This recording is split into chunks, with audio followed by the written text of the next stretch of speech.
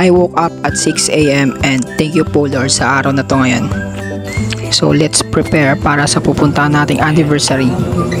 Itong occasion nga pala na pupuntahan natin is para sa ika-32 anniversary ng aming company, which is yung sa real estate. After ko nga maganda is ito na, pupuntahan tayo doon. So outfit check muna. Yan, simple nga lang para bumagay tayo doon sa event natin. Bumabiyahe na nga ako papunta doon, and ito nga si Madam, siya po yung aming head.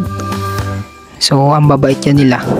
Sa situation ko talaga nahihiya ako kasi nga first time ko ma-expose sa mga ganitong klaseng mga events sa buong buhay ko. Eto, nakisakay nga lang po ako dito sa kay Kapitan.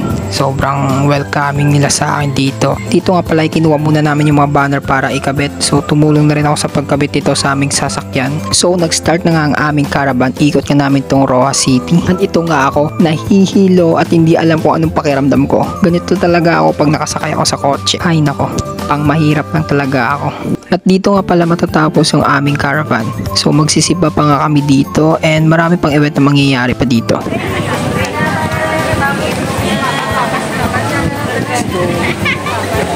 At tapos na nga ang event, at may pagkain niya po pala silang binibigay sa amin paglabas ng simbahan. Dito na nga ako sumakay sa likod para hindi na ako mahilo. And after nga nun, bumaba na ako para kunin na yung motor ko. Kasi inaiwan ko lang yun malapit sa branch na pinagjujutihan ko para safe.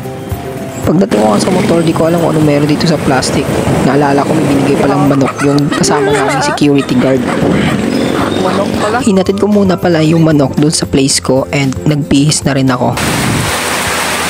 Isang oras na ako dito para pumunta sa papadeliver kong item sa bahay ng lola ko. Umorder nga pala tayo ng computer set.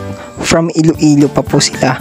And nakakahiya nga kasi nauna pa sila sa akin na nag-deliver kasi na-stranded tayo sa ulan, and nabasa pa nga sina sir. Kaya salamat talaga sa pagtsatsaga na may deliver yung in-order nating item. After nga sinet up ni sir is pinasubukan ko na dito sa cousin ko. After that, I spend my time playing with my cousin kasi sobrang tagal din akong di nakauwi dito. Sobrang nakakatanggal nga talaga ng stress kapag nakakauwi ako dito kasi mas lalo akong gumagawa ng mga masasayang alaala kasama mga cousins ko.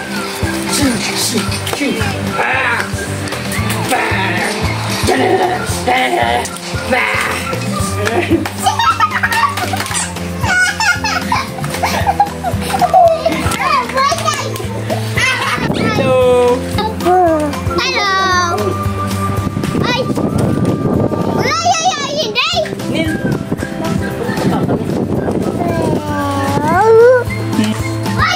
Hi guys. Hi guys. After ko nga makipagkulitan sa mga cousin ko is nagpatulong na din ako sa iba na ayusin yung computer namin sa kwarto. Sinet up ka muna namin ito ng pansamantala kasi nga wala pa tayong computer table na nakukuha. After ko nga mag-set up is nakita pa nga silang dami nilang gagamba. So ang nakakamiss talaga maging bata, no. Naalala ko pa dati kung saan kami nagdarating para lang makakuha ng mga gagamba. Pagpasok ko nga sa kusina, ito pala si Lolo. Ito pala yung banding namin. Kahit di na ako uminom na lang ako ulit.